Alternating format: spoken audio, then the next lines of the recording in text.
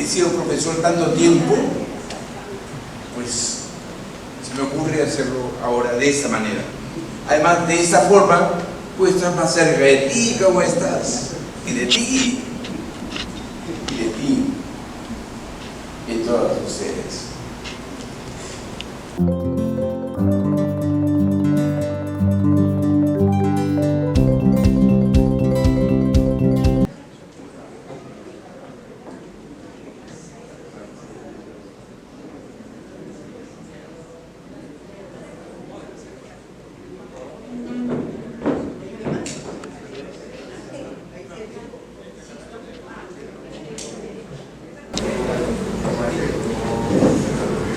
Bien, buenas noches.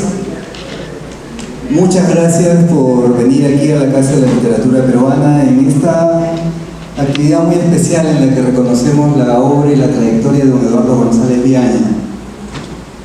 A nombre de nuestra directora Karen Calderón, quien ha tenido un imprevisto, no puede estar acá, yo quiero leerles un breve saludo a don Eduardo y a la mesa, a quienes agradezco y les doy la bienvenida nuevamente. Muchas gracias por darse un tiempo en esta noche tan especial para nosotros, pues nos permite dar cumplimiento a nuestra misión y objetivo, que es difundir y promover nuestra literatura. Para hablar de mi obra literaria, yo quiero contarles algo que estoy festejando en ese momento. Se cumplen en ese instante justamente 60 años de la aparición de mi libro Los peces muertos. Alguien ha tenido la bondad de editarlo, allá al fondo está, hacer una edición de Los peces y con una antología de los principales cuentos. Pero yo quiero contarles cómo ocurrió cuando publiqué ese libro. En esos momentos, yo era un jovenzuelo, se puede decir, escritor trujillano, y me vine a Lima, invitado por algunos amigos como Arturo Corcuera y César Calvo, para leer y presentar mi libro en la Casa de la Poesía, que era una casita que habían alquilado Javier Heró, Arturo, César Calvo y otros amigos. Y entonces allí la presentación fue muy simpática y hubo mucha gente, como la que está acá, encantadora, por supuesto. Y al mismo tiempo en los periódicos aparecieron críticas, como recuerdo inmediatamente la de Sebastián Salazar Bondi, quien decía que era un poderoso escritor y que se esperaba mucho de mí. Y entonces yo pensé que en esos momentos mi libro se había convertido en un bestseller y que ya desde ese momento podía vivir y podía ser un buen partido. Tenía, ¿cuántos? 21 años, algo así. Entonces ya me supuse realmente un hombre más o menos serio, circunspecto, pero con capacidad de ser elegido por las damas como futuro esposo. El problema fue que de esa forma regresé a Trujillo y me fui a la librería que vendía mi libro, la librería peruana de la señora Inés de Gijón. La señora Gijón, a la señora Gijón le dije que si deseaba tener unos 40 o 50 ejemplares más. Y la señora Gijón, con una gran bondad, me dijo: Eduardito, se han vendido 3 ejemplares de tu libro. Y entonces en ese momento pensé: no voy a poder vivir de mi libro en el futuro, voy a tener que estudiar otra profesión útil. Debo ser abogado, periodista, publicista, diplomático, taxista, y todas las profesiones que he ejercido en mi vida. Pero un buen amigo me dijo: Eduardo, tú dices que por la literatura se debe hacerlo todo, pues vamos y vende tú mismo tu libro. vamos al café y nos fuimos al café de Marco, que quedaba ahí muy cerca. Y entonces, allí en el de Marco, me acerqué a un grupo de caballeros, más o menos unos 20, que estaban en varias mesas, y alrededor de un caballero que parecía tener mucho poder. Entonces les dije: señores, en vista de que los lectores no van a las librerías, un autor se presenta. Este es mi primer libro y yo sé que es muy bueno y que voy a escribir algunos mucho mejores sobre él. Y claro, los que estaban allí miraron para otro lado, pero el señor, que parecía tener mucha importancia, y yo no sabía quién era don Octavio Alba, que en esos momentos era ministro, había sido senador, había sido un hombre todopoderoso, además era dueño de 3 o 4 haciendas. Y entonces él dijo: hijo, tú te llamas Eduardo González Viaña, y Eduardo González León, ¿qué es tuyo? Dijo: mi padre. Entonces él es mi primo hermano, y por lo tanto, señores, si este joven es mi sobrino, debe ser un gran escritor, así que todos ustedes tienen que comprar mi libro. Y por obra de ese Gamonal glorioso, el libro se vendió en menos de un mes. Además, el viejo Alba fue mesa por mesa a venderlo, y mi primer canillita fue un senador de la República.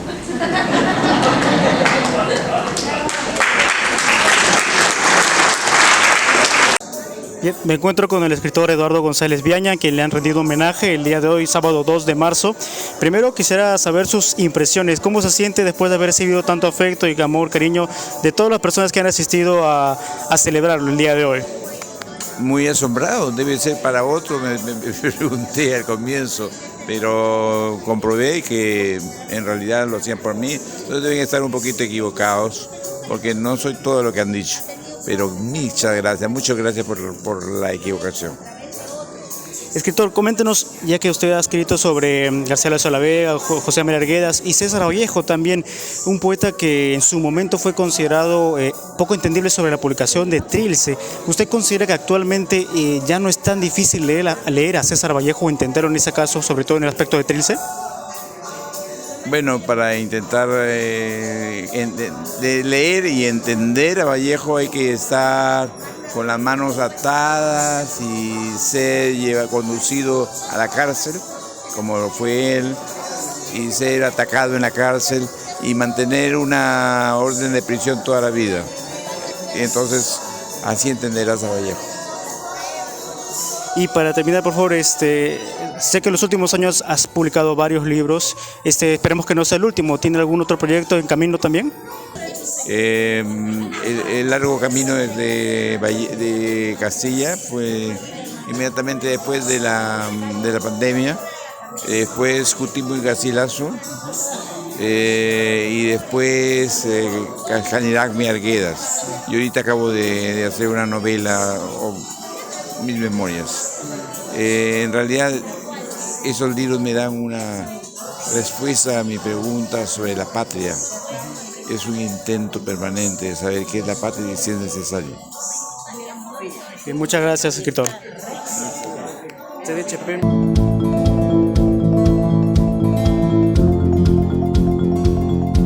Por favor, coméntenos qué opinión le merece el hecho de que congresistas, por ejemplo, de Renovación Popular, de Perú Libre, planteen propuestas de la reforma del sistema de justicia. ¿Usted considera que es pertinente realizar ese tipo de reformas ahora? Bueno, el Congreso en verdad no tiene ninguna legitimidad para iniciar ninguna reforma. El Congreso, en buena cuenta, se ha convertido en el último tiempo, y no tan en el último tiempo, pero con mucha más intensidad en el último tiempo, en una caja de resonancia de organizaciones criminales. Todas las bandas criminales existentes en el país seguramente están representadas de alguna manera en el Congreso, de tal manera que cualquier tipo de proyecto que se presente y se apruebe en el Congreso tiene que ver con intereses de la criminalidad organizada, ¿no? Así es que en verdad estos proyectos relativos a reforma de justicia lo que buscan básicamente es apoderarse del sistema de justicia, como vienen haciendo, como ya han hecho, como una buena parte de las instituciones públicas del Estado. Y sobre la Junta Nacional de Justicia, que ya está programado para la próxima semana que se vea el tema de la destitución y también la inhabilitación de sus miembros. Me gustaría saber al respecto su opinión sobre esta denuncia que ha planteado Renovación Popular, el congresista Montoya, sobre que el tema de la edad, según la Constitución, él tiene que ser miembro hasta los 75 años y de ahí se ha abierto un debate precisamente por el tema de la edad que había cumplido la titular del miembro de la Junta Nacional de Justicia en Estello. Usted, exactamente, ¿cuál es su opinión al respecto? ¿Está a favor de lo que sostiene el abogado Samuel Abad o los de la defensa de la Junta Nacional de Justicia, o considera en todo caso que habría que hacer algún ajuste en tema de la Constitución? Bueno, la Constitución no señala de manera expresa que un miembro de la Junta o del anterior Consejo Nacional de la Magistratura, cumpliendo 75 años, tiene que cesar en sus funciones, ¿no? Habla del acceso y la señora Inés Tello accedió a la Junta Nacional de Justicia teniendo la edad permitida, de tal manera que simplemente tiene que acabar su mandato, como ordena la ley y la Constitución. Lo contrario es lo que está haciendo pues el señor Montoya, que probablemente tiene probablemente menos de 75, pero es bastante más inoperante e incapaz que cualquier persona de 150 años. O sea, el señor Montoya tiene ideas que nos remontan seguramente a varios años más que los que él está pensando que son suficientes para impedir el ocupar una plaza en el Estado, ¿no? Y para finalizar, la Contraloría de la República, a través de un informe de medios de comunicación, conferencia de prensa, señaló que ha realizado muchas consultorías el gobierno peruano en los últimos meses que podría ayudar a que la pobreza se disminuya en el país. Y esto le respondió el primer Otárola indicándole que la Contraloría tiene en sus arcas millones de soles que podría también hacer lo mismo. ¿Usted considera que este tipo de ensayamiento entre ambos poderes no hace más que profundizar la crisis que se encuentra el Perú políticamente hablando? Absolutamente, absolutamente. Viniendo además de dos personas que tienen pasivos serios en su gestión, en el caso de Otárola, siendo representante de un gobierno que ha asesinado a personas que han salido a manifestarse precisamente contra el gobierno, y el señor Schack, lo mismo, una gestión absolutamente sombría que no ha terminado de hacer ninguna de las cosas que empezó, ni las que propuso al inicio de su gestión.